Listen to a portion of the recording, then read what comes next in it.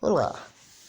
Bom, estou aqui para o desenvolvimento da leitura desse texto selecionado de 8 páginas, saído diretamente do livro Crepúsculo dos Ídolos, do Nietzsche, publicado em 1888.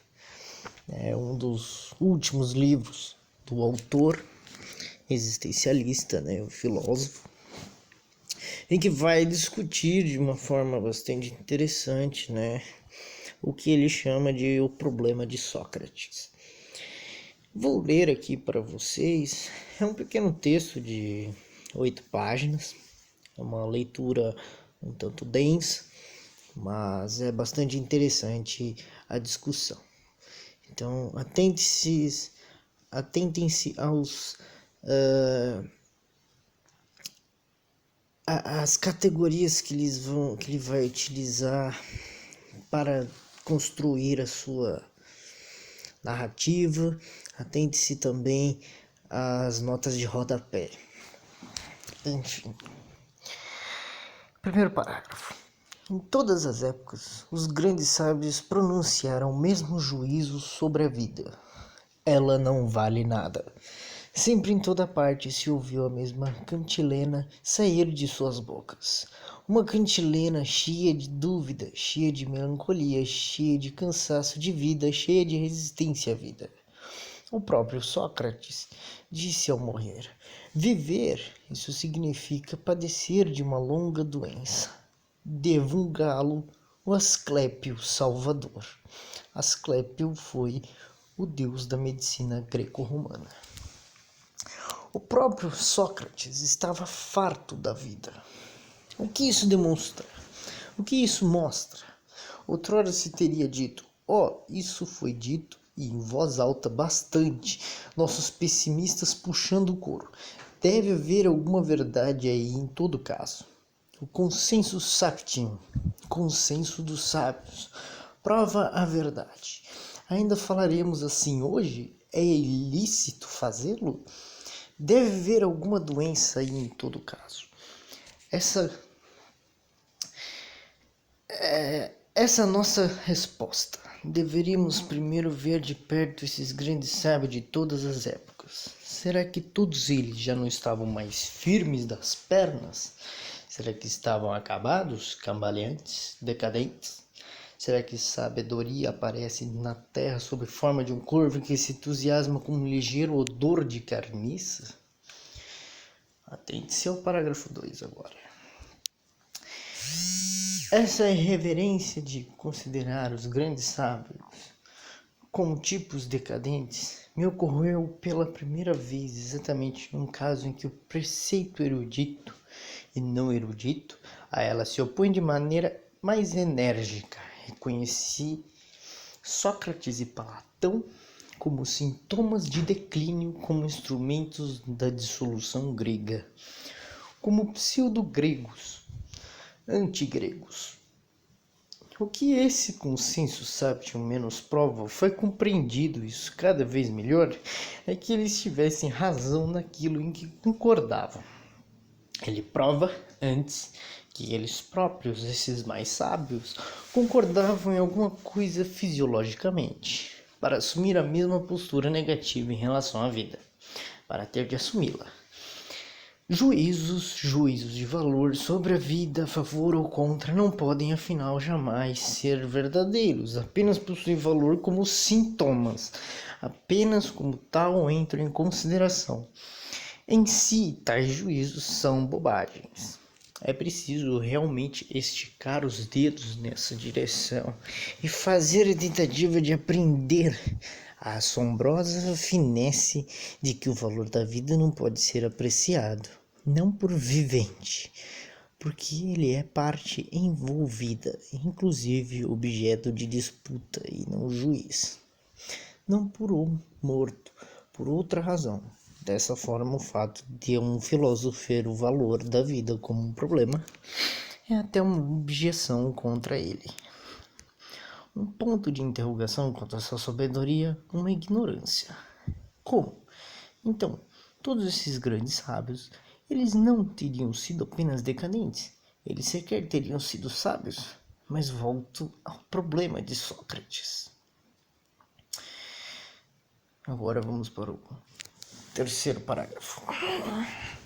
Segundo sua origem, Sócrates pertencia ao povo mais baixo. Sócrates era plebe. Sabemos ainda chegarmos na mesma ver como era feio. Porém, a feiura em si mesma é uma objeção. Entre os gregos é quase uma refutação. Sócrates era mesmo um grego? Com bastante frequência, a feiura é a expressão de um desenvolvimento cruzado, bloqueado através do cruzamento. Em outros casos, ela aparece como um desenvolvimento declinante. Os antropólogos dentre os criminalistas nos dizem que o criminoso típico é feio, monstro em fronte, monstro em ânimo. Vamos ver o que significa essa tradução do latim, né? Rosto monstruoso, alma monstruosa. Porém, o criminoso é um decadente. Era Sócrates um criminoso típico?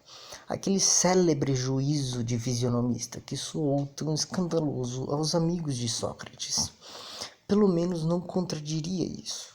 Ao passar por Atenas, um estrangeiro que entendia de rostos disse na cara de Sócrates que ele era um monstro e que ele tinha dentro de si todos os vícios e apetites nocivos.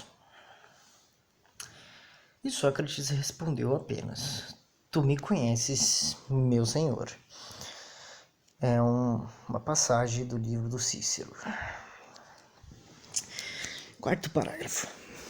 Confessado, desregramento e anarquia dos instintos não são os únicos indícios de decadência em Sócrates.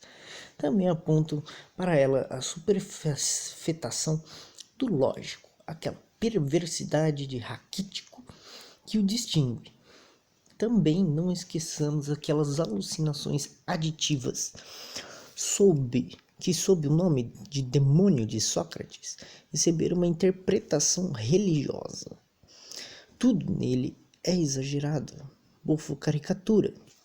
Tudo é, ao mesmo tempo, escondido, cheio de segundas intenções, subterrâneo. Procuro compreender do que a indiciocrasia se origina naquela equação socrática de razão igual a virtude, que é igual a felicidade. A equação mais bizarra que existe e tem contra si, em especial, todos os instintos dos helenos mais antigos.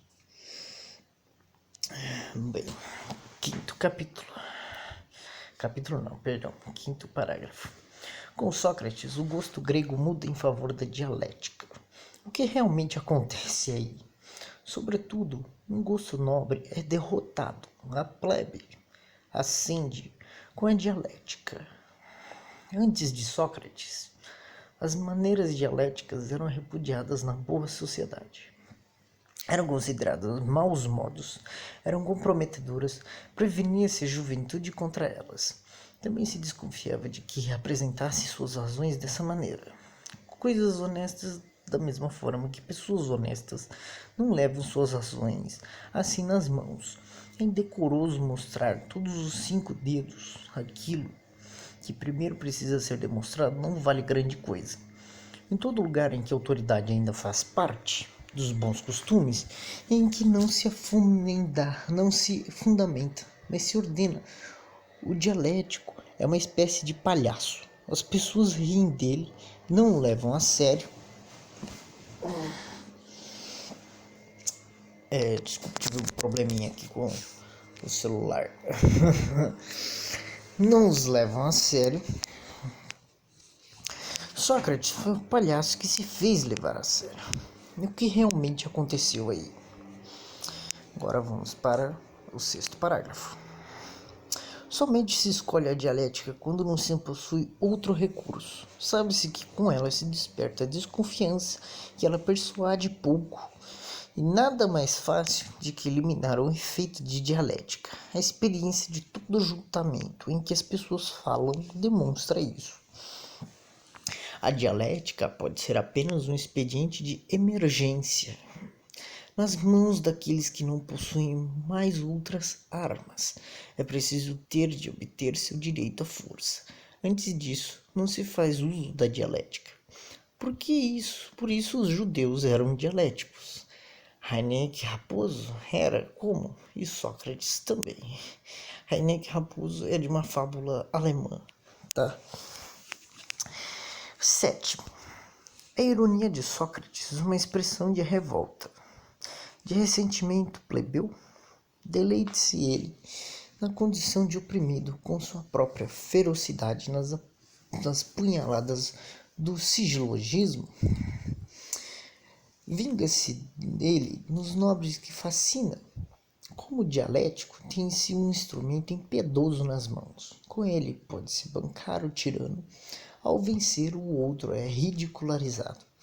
O dialético deixa ao seu oponente o ônus de provar que não é um idiota. Ele enfurece ao mesmo tempo que deixa seu adversário desamparado.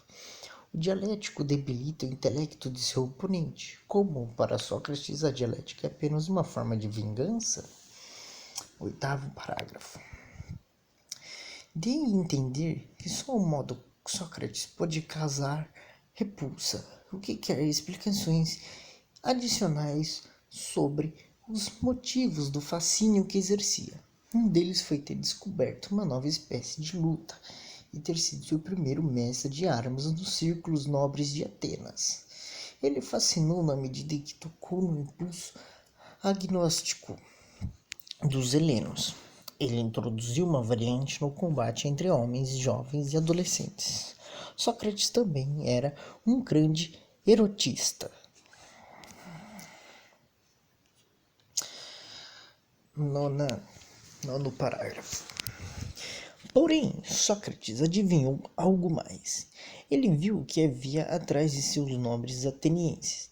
Ele compreendeu que o seu caso, a aristocracia de seu caso, já não era mais uma exceção. A mesma espécie de degenerescência se parava em silêncio por toda parte. A velha Atenas chegava ao fim, e Sócrates compreendeu que todo mundo necessitava dele, de seu remédio, de sua cura, de seu truque pessoal de autoconservação. Por toda parte, os instintos estavam em anarquia. Por toda parte, as pessoas estavam a um passo do excesso. O monstro em ânimo era o perigo real. Os impulsos querem se transformar em tiranos. Cabe inventar um antitirano que seja mais forte. Quando aquele fisionomista revelou a Sócrates quem ele era, o antro de todos os apetites nocivos, o grande ironista ainda deixou escapar uma frase que dá a chave para ele. Isso é verdade, afirmou, mas eu dominei todos eles. Como foi que Sócrates dominou a si mesmo? No fundo, seu caso era apenas um caso extremo, apenas o que mais saltava aos olhos em meio àquilo que na época começou a se tornar uma calamidade geral. O fato de ninguém mais se dominar, de os instintos se voltarem uns contra os outros, ele fascinava como um caso extremo.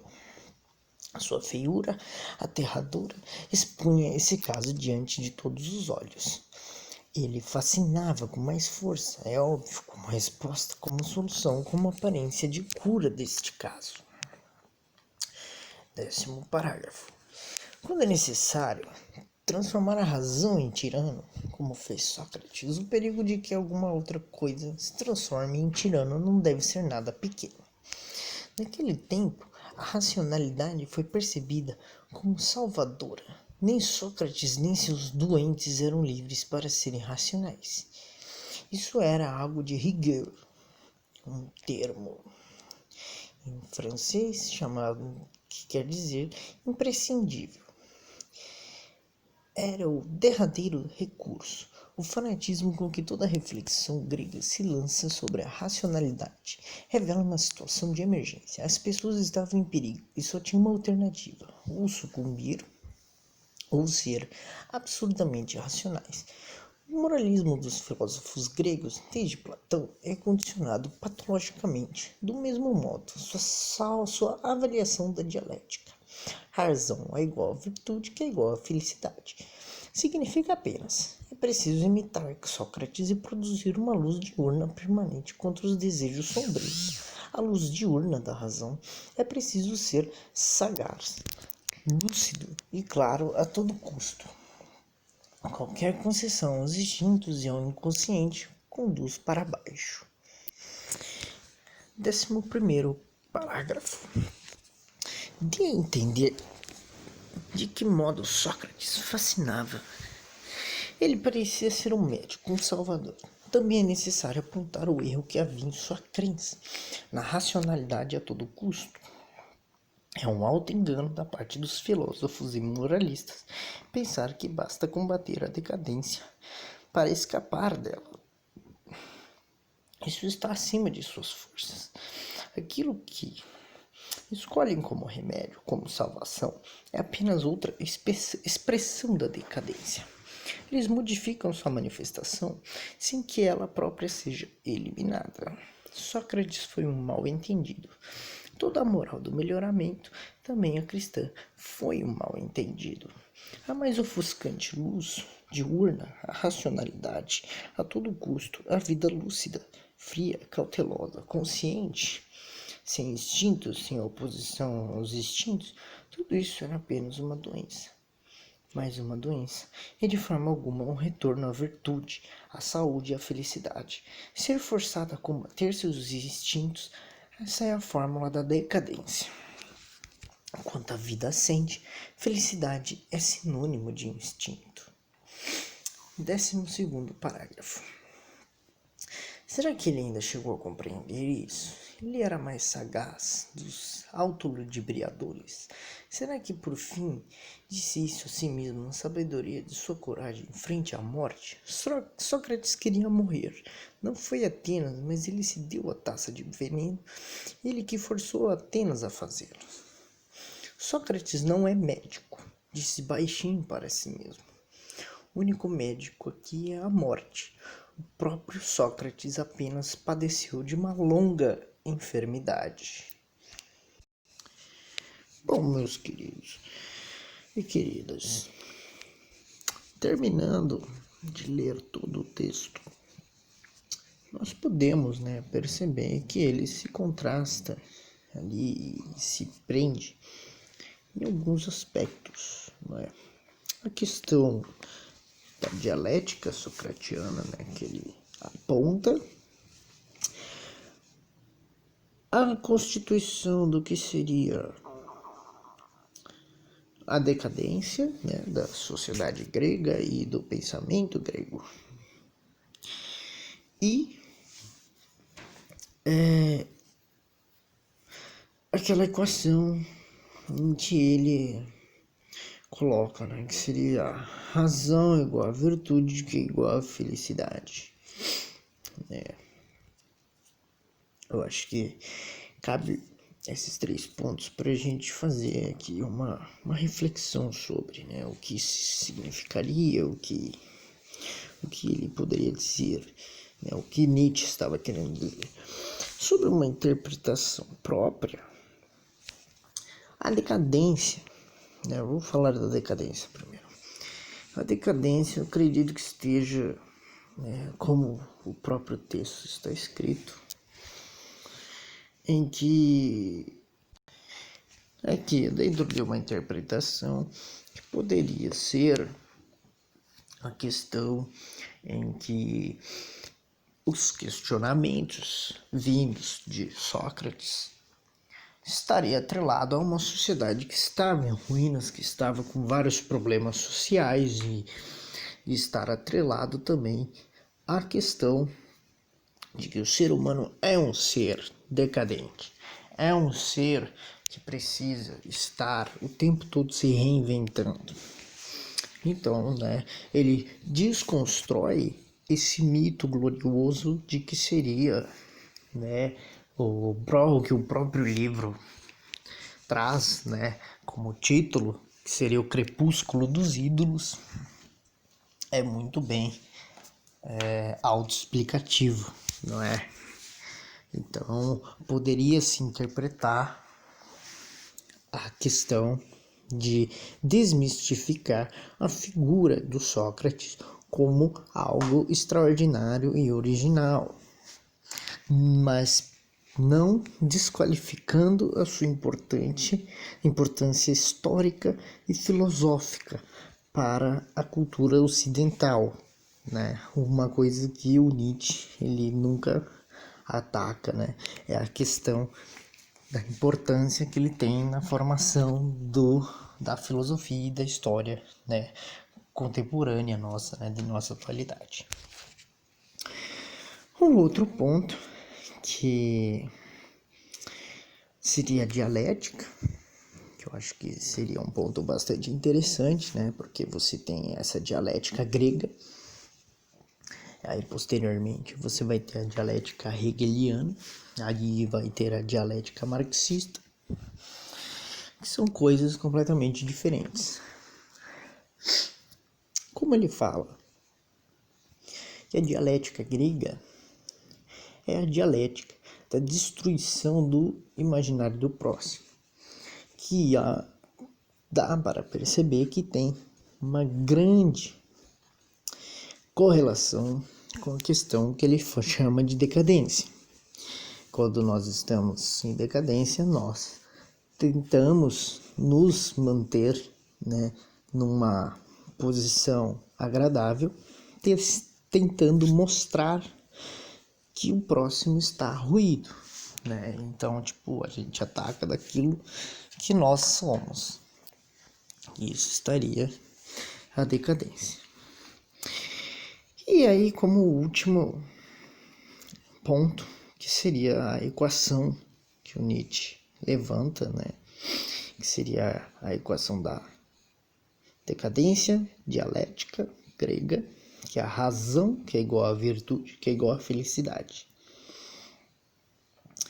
Que seria basicamente a crítica principal de quase todas as obras do Nietzsche, que é a questão do Estado Nacional e a questão da construção social de identidade humana, né? Que seria a noção dos nacionalismos, as noções de pátria e tudo mais, em que é uma construção social que não existe. Naturalmente, nós sendo seres racionais, não quer dizer que nós somos virtuosos e que, portanto, temos felicidade, porque a razão é algo que vem com o homem de acordo com as construções sociais que ele tem.